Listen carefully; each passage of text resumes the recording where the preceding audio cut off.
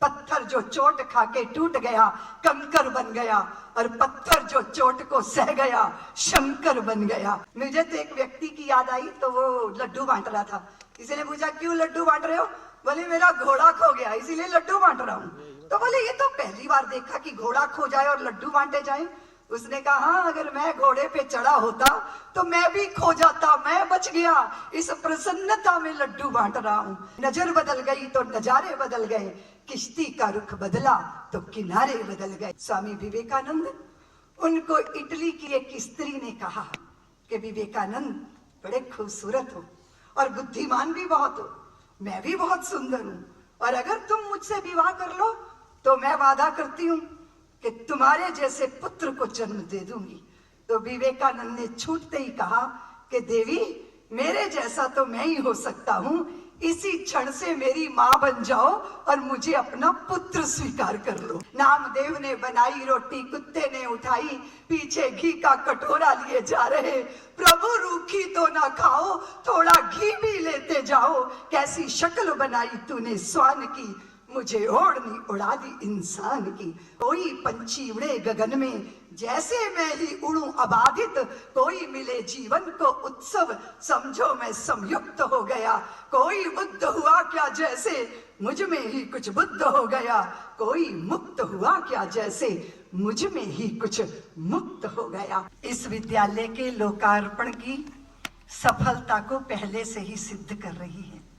मैं विद्यालय परिवार के सभी व्यवस्थापकों को, अंकुश जी को, उनके परिवार को, सबको बहुत बहुत धन्यवाद देती हूँ, और मंच पर जितनी भी गरिमामयी उपस्थिति है उनको प्रणाम करती हूँ। आदरणीय राजीव गुप्ता जी, उनका आग्रह था कि मैं यहाँ आऊँ, और तो आप सबके बीच में खड़ी हूँ। निश्चित रूप से संतानों में संस्कारों का बीजारोपण शिक्षा के आंगन में, विद्यालयों के प्रांगण में ही होता है। मैं अक्सर कहा करती हूँ कि हम भारतीयों के बच्चे तुलसी के पौधे हैं, और तुलसी के पौधे वासनाओं की शराबों से नहीं, संस्कारों के गंगा जल से सींचे जाने चाहिए। उनके अंतर में एक मानवीय मनुष्य भावना को स्थापित करने की जिम्मेदारी माँ पिता की भी होती है और विद्यालय की भी होती है।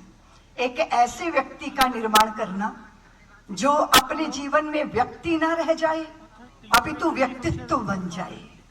उसके जीवन में वो अपनी इंद्रियों से या अपने मन से ही संचालित ना हो, वो अपनी विवेकवान बुद्धि से संचालित हो, अपने संस्कारों से संचालित हो, और फिर वो जिंदगी के एक मोड़ पर आकर जब खड़ा हो तो उसे लगे कि मेरा अहम वयम बन गया, मैं व्यक्ति से समष्टि हो गया, मैं बिंदु से सिंधु हो गया, मैं अणु से विराट हो गया। वो पूरी यात्रा बालपन के उस नन्हे मन में बोए हुए बीज बाद में पुष्पित और पल्लवित होते हैं, फलित होते हैं, सुरभित होते हैं। तो मैं पूरे भारत की जो परंपरा है, जो भारत का संस्कार है, उसमें जब झांक कर देखती हूँ तो मैं देखती हूँ कि मनुष्य अधिकारों के लिए नहीं है, वो कर्तव्यों के लिए है। कर्तव्य की भावना जब चित्त में होती है तो अधिकारों की लालसाएं कहीं दूर चली जाती हैं, और व्यक्ति अपने आप में तीर्थ बन जाता है, अपने आप में उसके अंदर देवत्व उतर आता है। भारत की मनीषा से, भारत की देशना, भारत के संस्कारों से, संतों के सानिध्य में बनने वाली विभूतियों का एक बार दर्शन कीजिए। स्वामी विवेकानंद, उनको इटली की एक स्त्री ने कहा कि विवेकानंद बड़े खूबसूरत हो और बुद्धिमान भी बहुत हो, मैं भी बहुत सुंदर हूँ, और अगर तुम मुझसे विवाह कर लो तो मैं वादा करती हूँ कि तुम्हारे जैसे पुत्र को जन्म दे दूंगी। तो विवेकानंद ने छूटते ही कहा कि देवी, मेरे जैसा तो मैं ही हो सकता हूँ, इसी क्षण से मेरी माँ बन जाओ और मुझे अपना पुत्र स्वीकार कर लो। उनको समय नहीं लगा ये बात कहने में, क्योंकि जो असूलों में, जब आदर्शों में जिनकी स्पष्टता होती है, उनको समय नहीं लगता निर्णय करने में। जिंदगी तो हमेशा दोराहे पे खड़ा करती है। आप जो चुन लेते हो वो आपका भाग्य बन जाता है, पर आप चुनते क्या हो? दुर्योधन ने नारायणी सेना चुनी थी और अर्जुन ने नारायण को चुना था।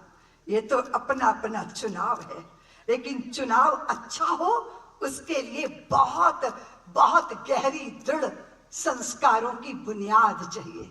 इसलिए मात्र सैलरी के नोट गिनने वाले टीचर बहुत कुछ दे नहीं पाते। तो हम देखते हैं कि गुरु शिष्य की परंपरा का ये भारत कहाँ विलुप्त हुआ, कहाँ भटका, कहाँ खोया। क्यों बच्चे घर वालों ने विद्यालय पे छोड़े? विद्यालय वालों ने कहा कि घर वाले अगर ज्यादा अच्छी तरह से शिक्षित होंगे तभी हम इन बच्चों को स्वीकार करेंगे। क्यों उस बच्चे को शटल ट्रेन बनाया गया? क्यों उसके प्रति किसी ने जिम्मेदारी नहीं ली? ये गैर जिम्मेदारी, हाँ जिम्मेदारियां बहुत प्रसव पीड़ा देती हैं, आसान नहीं होती। कर्तव्यों को धारण करना, उस पे खरा उतरना, उसके लिए स्वयं की प्रामाणिकता होना, ये बहुत जरूरी है। भारत अपने तेज और ओज के साथ जिया। क्या हम निश्चित करेंगे कि हमारे बच्चे अगर किसी असुविधा के शिकार हो जाएं तो वो बिखरेंगे? नहीं, क्योंकि वो सुविधा भोगी नहीं होंगे। पत्थर जो चोट खा के टूट गया कंकर बन गया, और पत्थर जो चोट को सह गया शंकर बन गया। उसको हर परिस्थिति में, हर हालात में, हर प्रतिकूलता में सीना तान के खड़े होने की सामर्थ्य होनी चाहिए। ये तब होगा जब वो देह से परे के सत्य को जानेगा, जब वो ये समझेगा कि मैं पदार्थों के लिए नहीं हूं, हाँ पदार्थ मेरी सुविधा के लिए है। जब वो ये समझेगा कि सुविधा और सुख में फर्क होता है। पदार्थ सुविधा देते हैं, पर पदार्थों से सुख आज तक किसी को प्राप्त हुआ नहीं। सुख मणि क्या है? जब उसको इस विषय का दृष्टि होगी तो वो कभी छोटी छोटी बातों के लिए, छोटी छोटी वस्तुओं के लिए, कि पता चला पापा ने कहा कि मोटरसाइकिल लेके नहीं दूंगा, तो पता चला कि पंखे पर लटक गए। एक किसी वस्तु पदार्थ के लिए मुझे नहीं मिली वो पोजीशन जो मैं चाहता था, और फिर अपने जीवन को ही समाप्त कर दिया। ये क्या है? ये कैसा है? इस देश ने सर्वस्व का त्याग किया, लेकिन अपने आप के होने को कभी नहीं भुलाया। ये वो भारत देश है। मुझे तो एक व्यक्ति की याद आई, तो वो लड्डू बांट रहा था। किसी ने पूछा क्यों लड्डू बांट रहे हो? बोले मेरा घोड़ा खो गया इसीलिए लड्डू बांट रहा हूँ। तो बोले ये तो पहली बार देखा कि घोड़ा खो जाए और लड्डू बांटे जाए। उसने कहा हाँ, अगर मैं घोड़े पे चढ़ा होता तो मैं भी खो जाता, मैं बच गया। इस प्रसन्नता में लड्डू बांट रहा हूं। सर्वस्व लुट जाए फिर भी मेरा कुछ नहीं बिगड़ा, ये दृष्टि विद्यालय देता है। और आप जानते हो कि नजर बदल गई तो नजारे बदल गए, किश्ती का रुख बदला तो किनारे बदल गए। इसलिए दृष्टि, दृष्टिकोण, नजरिया, उसने क्या देखा? वो क्या देखता है? वो अभावों को देखता है या प्रभावों को देखता है? नहीं नहीं नहीं, वो अपने स्वभाव में विराजमान है। और जब वो अपने स्वभाव में होता है तब उसमें करुणा है, प्रेम है, सौहार्द है, सौमनस्यता है, सहजता है, सरलता है, हृदय में अंतर तृप्ति है। संसार का सोने का पहाड़ भी हो तो हनुमंत लाल बनकर जब वो जानकी के अन्वेषण की यात्रा करता है तो वो मैनाक पर्वत भी उसको आकर्षित नहीं कर पाता। दो ही तो कमजोरियां हैं, एक भय और दूसरा प्रलोभन। और दोनों से अगर व्यक्ति मुक्त हो गया तो वो स्वतंत्र है, वो परम स्वतंत्र है। वो धरती का उत्सव नहीं महोत्सव है। फिर उसके हृदय की वीणा मीरा का एक तारा है, फिर उसकी वाणी कबीर के छंद हैं, फिर उसकी दृष्टि सूरदास की दृष्टि है, फिर उसके पगों में मीरा का नृत्य है, फिर उसके त्याग में भरत जैसी प्रतीक्षा है, फिर उसकी वीरता में हनुमंत लाल और अर्जुन जैसी गंभीरता है, फिर उसकी प्रज्ञा में ब्राह्मी वृत्ति है, और फिर जहां देखता है वहीं अपने ही परमात्मा का नजारा देखता है। वो हुए थे ना नामदेव, मुझे नहीं पता कौन सी यूनिवर्सिटी या विद्यालय में पढ़े थे।